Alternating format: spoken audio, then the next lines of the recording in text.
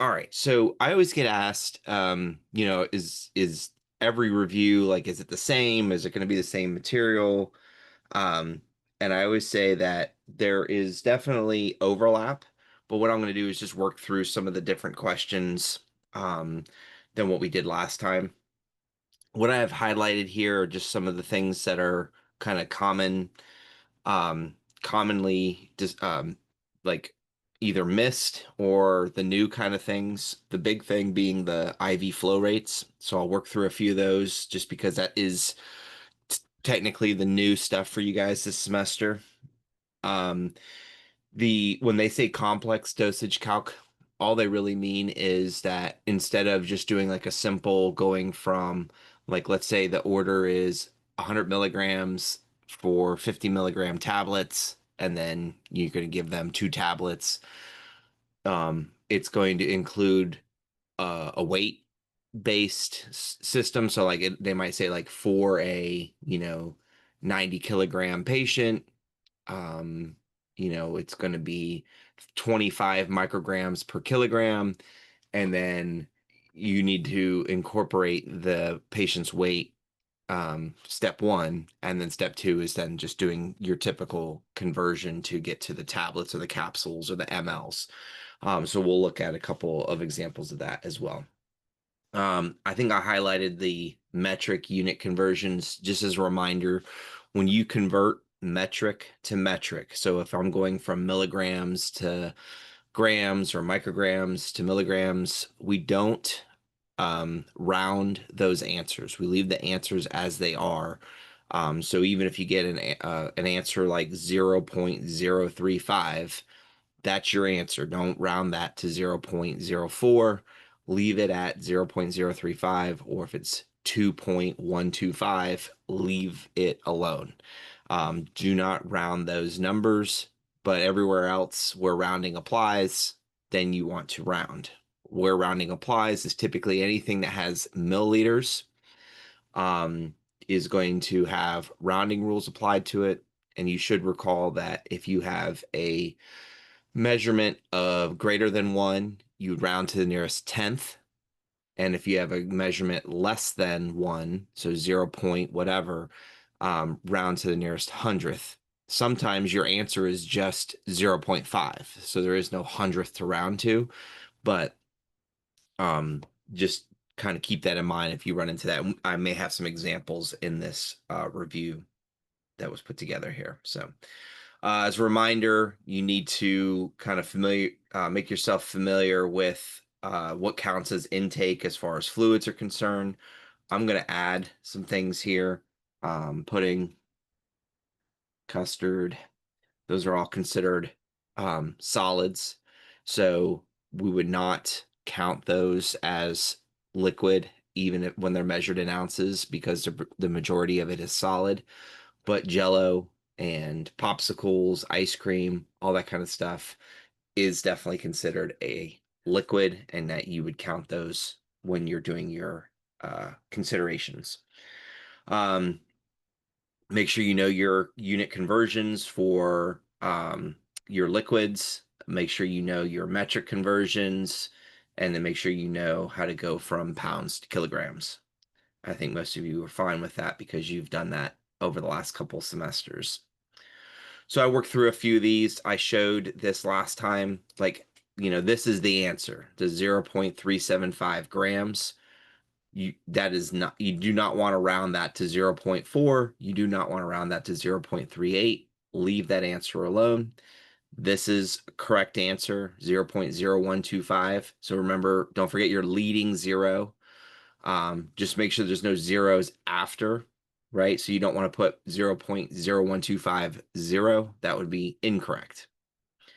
This is also correct, right? So if we're just doing a standard, I just made this number up. I just put that in there just to show you that you might have four numbers there. Those four numbers are all considered significant when we're just doing these basic metric to metric conversions. So leave it as that. Where you're going to round is if you're going from like milliliters to ounces, or if you're going here like pounds to kilograms, you'll get an answer like 61.3636. You do want to round that to the nearest tenth when you are doing your rounding for those types of things. Okay. If there are any like caveats or things like that, like something like maybe your instructor said, do not round, when you go from inches to centimeters or centimeters to inches or something like that, you need to clarify that with your instructor. Because as far as I know, if you are going from one measurement system, like the metric system, to the US standard, or US standard to the metric, you would potentially need to round your answers if they come out incomplete, such as going from pounds to kilograms. I worked through this example last time so you can review it if this is something that you get tripped up on. I I showed two different methods. I showed just adding up all the ounces. So I did 4 plus 10 plus 2.5 plus 8 plus 16, and you get 40.5 ounces. Multiply the ounces by 30 ml, and then you get the total of 1215 milliliters. Or I made those conversions individually. So every ounce measurement I multiply by 30 to get the milliliter. Um, Breakdown, and then I still got the same answer. So if you're doing it one of those two ways, you're doing it right. I have had the question someone asked me last time if a pint would be 500 milliliters and if a quart would be I'm sorry, if a quart would be 500 milliliter or 1,000 milliliters, if a pint would be 500 milliliters, I would say no, because we're going to be basing it off of the ounces, and based off of what the standard is you would use 240 for a cup, 480 for a pint, and 960 for a quart, because that's actually that's close to what that would actually be. It's closer than the 1,000 or the 500 or the 300, that sometimes gets, depending on um, where you learn. I know I've seen that measurement online, but I don't know what it's where it's applicable. I don't think it's applicable in nursing. All right, so let's look at a few of these IV questions, just because, and I'll work through a couple of these. And then, since I didn't say before, those of you here live, if you have a question, like raise your hand on the chat, and then you can unmute, or you could just type into the chat, hey, can we look at, this, that, or the other thing? And then that way we're all on the same page. Okay, so we're going to start off with, if I can get this to load up.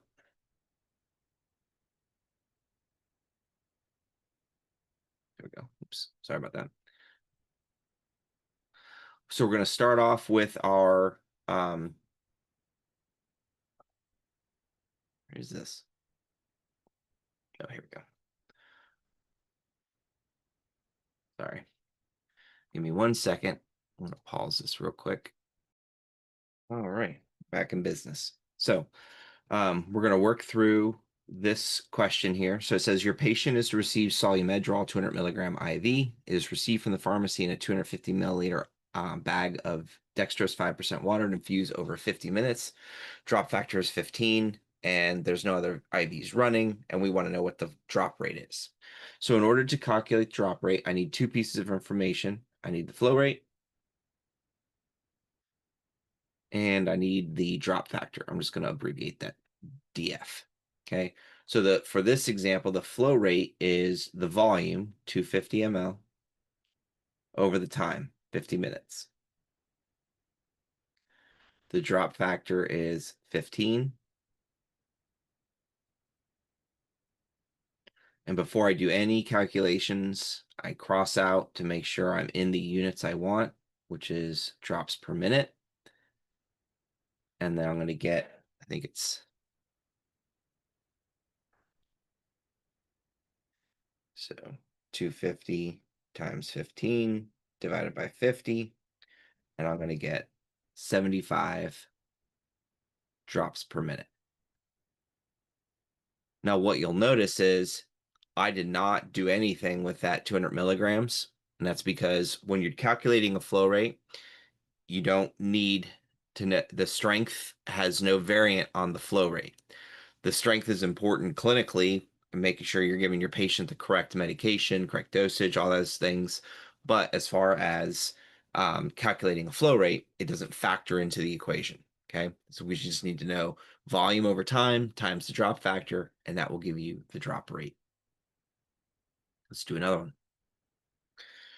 So this is a similar setup. It tells us to administer gentamicin 75 milligrams in 150 milliliter dextrose 5% water over 35 minutes every 6 hours. Drop factor is 5. What is the flow rate? Now this one is not telling us what to be calculating as far as flow rate. So I know that you need to know the units you're looking for, right? Because sometimes this is how this question will be asked. So what flow rate do I use? Do I use ml per hour, or do I use drops per minute?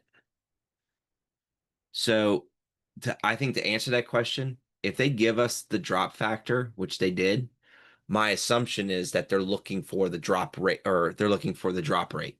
Okay, drops per minute. But I'm going to do both calculations to show you,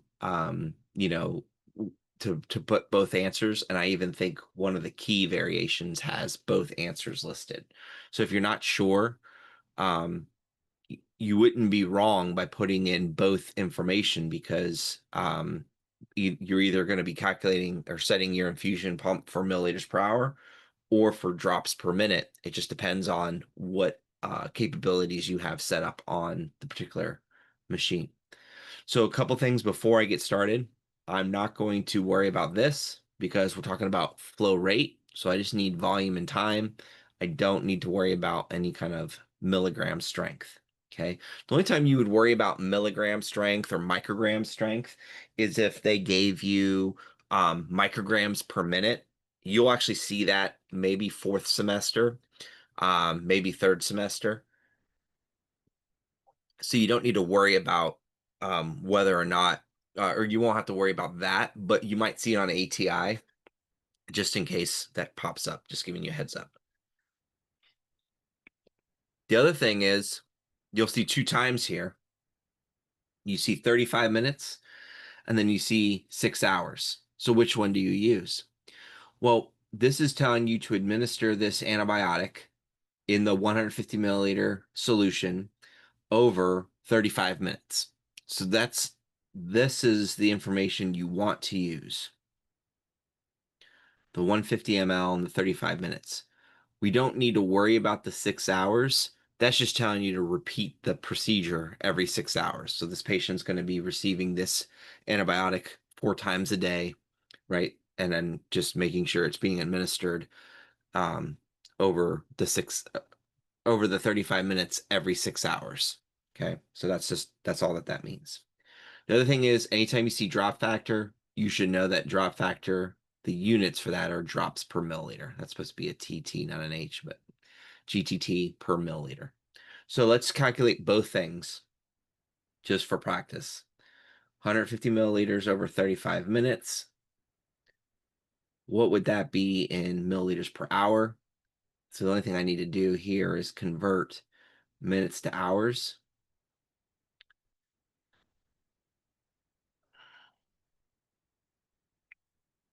So 150 times 60 divided by 35 actually gives me 257.142857. So it gives me a big like differential of numbers. So what I'm going to do is, following the rules I gave before, I am going to round to the nearest tenth. I don't think that that's what they're looking for in this answer. I also don't know if you could even program that into your infusion pump, meaning you may only have the option to put in like 255, 260, or 257, but following the rounding rules, we'll round to nearest tenth. I don't think you're going to have a question like this where you're going to have like a fractional answer. This is just one of those examples that I put together that to kind of help you practice rounding, especially for what I'm about to do next with the drop factor. So that would be one potential answer, milliliters per hour. The most likely answer is going to be this. So I'm going to take my flow rate. I'm going to take my drop factor. Notice that I'm not going to convert minutes to hours. I'm just going to leave it at this. So I'm going to take 150 times 5 divided by 35. Now I'm going to get 21.428, and I'll just leave it at that. Okay. We cannot give someone a partial drop. Okay. So we need to round this to the nearest whole drop. And so this, if it's 4 or fewer at the decimal point, then we would just drop that. We wouldn't raise it up. So my answer for this would be 21 drops per minute. If that number was 21.5 something something something, then we would round it up to 22. Again, clinically and in practice, you may not be able to actually put that into you may not actually be able to program that. Your only options might be 20 or 25. But again, we don't have that kind of information based off of this test. So you're just doing the dosage calc. So this is where it's important to know, as far as rounding is concerned, when it comes to drops, round to the nearest whole number. I gave 2 other examples of this, so I'll just leave those for you to practice on your own. Okay, so I gave 2 additional examples of the gentamicin questions, so you can go through that and practice it. If if you want to confirm your answer, you're welcome to email me, and I will confirm the answer. But I'll leave those there for you to practice on your own. Let's do another one of these.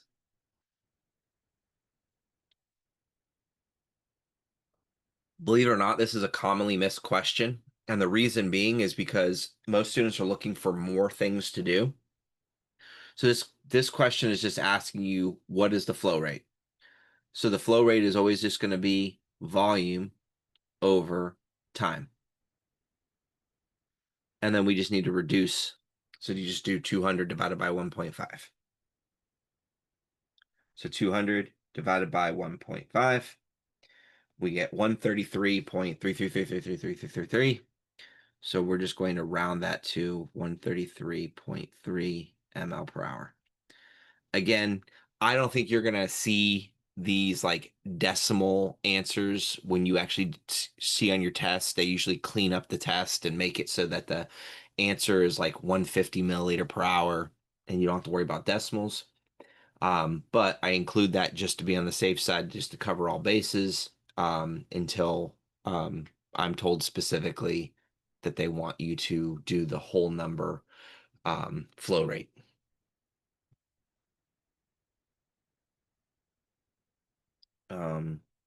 We can go ahead and work through. I'll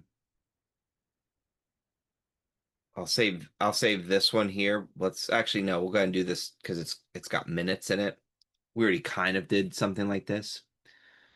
So this is 500 milliliters, 15 minutes.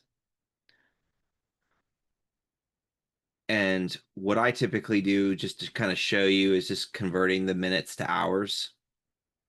If you prefer, if you already know that, 15 minutes is equal to a quarter hour and you feel okay using decimals, that's perfectly fine to do. Some students just don't like doing that, and I don't blame you.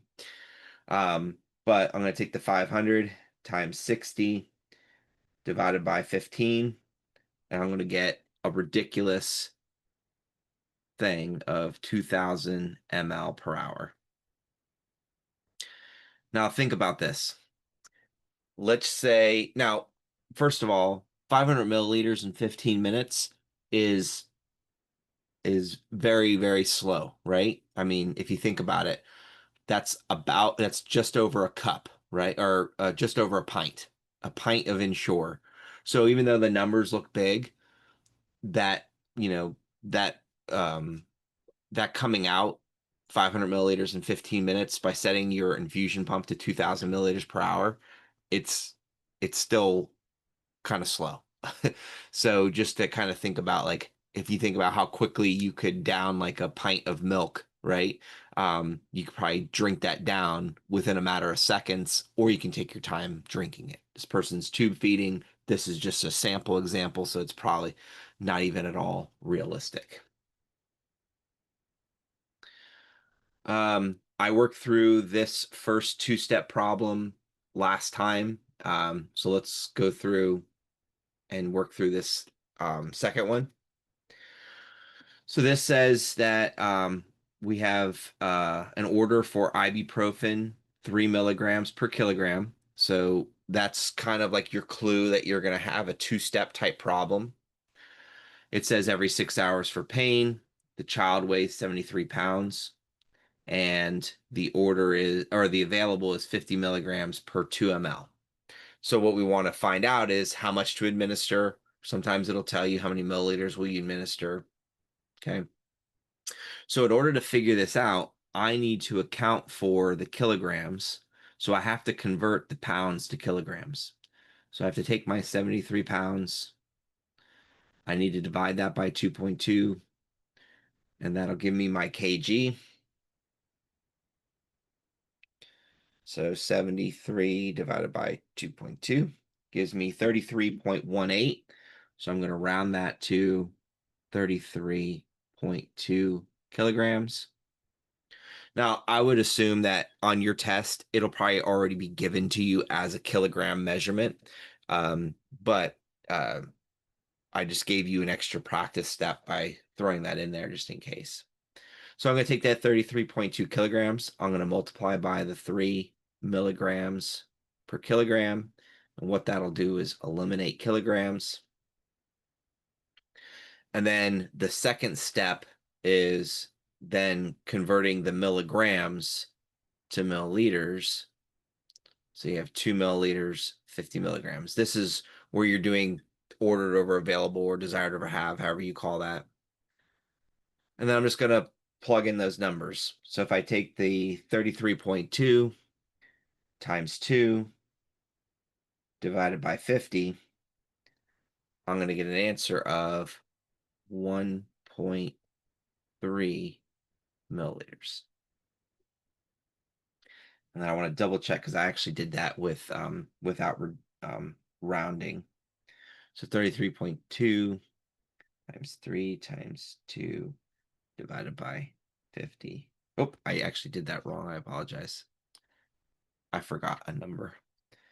So this would actually be, so this is where it's helpful when you're building the test. I just threw out some numbers. So I've told students, like, if I'm rounding this up because it's 3.98, this is where I would argue that the answer would be the 4 milliliters, because that 8 rounds that 9 up, right? So if we're rounding it to the nearest tenth and it's already at a 9 and it's a 9.8, 9.7, 9.9, it's 4. Okay. So, and then if I didn't round the kg, so the 73 divided by 2.2 times 2 times 3 divided by 50, I'm still getting the same answer, the 3.98. It's just that now it's 3.981 instead of 3.984. I would still put 4 milliliters for this answer. And like I said, this is just a rough changing of the numbers, which is why I'm telling you the 3.984, I would round that completely to 4 milliliters at this point. All right. Most students are perfectly fine with this. Believe it or not, though, it does get missed, and I think it gets missed because you're expecting it to be easy. It is, but maybe you're like not dragging your finger across or making sure you're using the correct numbers over here. So just make sure you follow that. So if it says 365, you need to find the range of 365, and then that equates to 10 units. So the only thing that would change on this is the number, right? So if I said 300 or 249 or 75, then just do what it says to do. So again, if it's too low or too high, then you call the doctor, right? Okay. I worked through this example of the reconstitution. So let's work through this one here. So this is again um, a antibiotic. It's probably, or it is an IV or IM antibiotic. It's telling you that it's going to be injected intramuscularly. And so a couple things. So especially for you, you all that are responsible for, how much would you administer and you are not given the units. When you see IM, that is milliliters, right? Because you're injecting a liquid into the patient. So it's going to be your order will, or your answer will be in milliliters. Okay. So if it's in milliliters and then you look at the label and the label says 500 milligrams, but it doesn't say 500 milligrams per milliliter, that's your clue that you're dealing with a reconstitution problem. And the trick with the reconstitution is you need to look over here at the label. You need to look to see what it says in the label. So it says here, for intramuscular administration, add 2 milliliters of sterile water for injection, shake it well, and then once it's been added together, you'll get a total approximate volume of 2.2 milliliters. All that's important, but what you're looking for is this right here, the 225 milligrams per milliliter. That tells you the concentration of the medication once it's been um, put together or reconstituted. And then you just take your ANSEF order. So this technically is also an example of a two-step problem because you have grams in your order, but milligrams in your available. So you can't work with those separate, like you can't convert grams to milliliters via milligrams. So you need to convert either the grams to milligrams or the milligrams to grams. So what I'm going to do is I'm going to convert this just by moving my decimal point over, right? So I think most of you are pretty good with this at this point. So that becomes 375 milligrams is my order, and then my available is the 225 milligrams per milliliter. And you just plug that into your calculator. 375 divided by 225, and you get 1.6 repeating. So this one you would just reduce, or I'm sorry, round to the 1.7.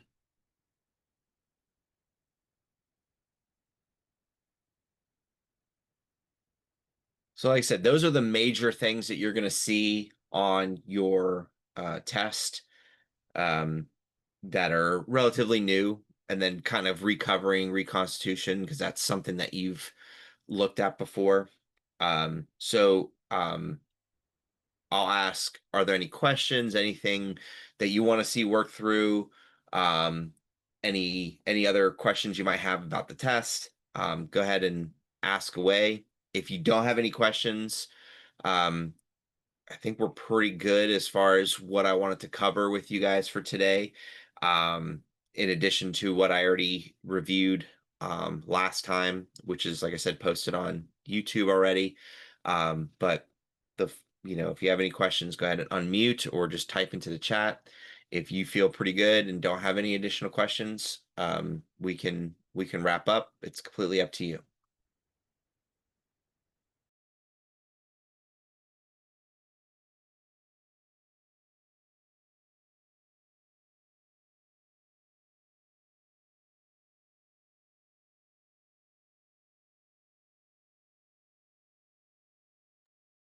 You're welcome. But okay, I was doing ATI last night. Is that enough? Like ATI and these worksheets, will that be enough? Like I feel good. I wasn't missing any, but I just don't like the way that ATI makes you round. So I just feel like sometimes it just makes me like uneasy because I'm like, is this good enough to be studying? It is. And the ATI, I will say ATI will challenge you with some things that you're not responsible for on this test. So like let's say you got like a heparin infusion, or you got some other like more complicated weight-based calculations, you're not likely responsible for those. Um, and so that's the only thing I would pay attention to on ATI. ATI should over prepare you. And you're right, there are some like rounding differences with ATI, but you're doing the right thing. Okay, I just like because I wasn't having a hard time. I was doing just like flow rates and stuff last night for a while. And it's fine. I feel fine, but I just like I don't know. I just want to make sure like doing all the ATI modules and all the practice questions they give you in there and then the tests. And then these like do you think like that's enough, right? I think that's more than enough. Yeah, you're like I said, I try and when I put these reviews together, it's based off of what I've known from previous semesters and previous students who've gone through the Boyce program and given me feedback on the types of questions that you're likely to see and kind of run into. And so um the the types of questions you're going to see, if you can work through these and you understand the flow of it and understand how the questions are going to be asked, you and you're getting through it just fine, you should be just fine getting through your test. There might be a few like kind of things that might trip you or trick you or something like that, but just take your time, read the question. And if you are getting through these reviews just fine, then you should be just fine on your test. Okay. All right. Thank you so much. I'm just anxious. I just want to make sure I do what I'm supposed to. So, It okay. sounds like to me, it sounds like you're doing everything you're supposed to be doing. So, just take a few deep breaths, keep practicing. And like I always say, like, it's not about the quantity of questions. It's can you set up the questions? And as long as you're being consistent and you're getting the right answers, you're doing it right. So just keep doing that. You're going to be fine on the test. All right. Thank you. You're I'm welcome. gonna study for the next 5 hours now and make myself good. So, Yeah, get it down. And like I said, if you run into any questions or even if you have an ATI problem, you want to send me a screenshot via email, I'm happy to answer it for you. okay. All right. Well, thank you and have a good rest of your day. Thanks, you too. Take care. You too. Bye. See ya.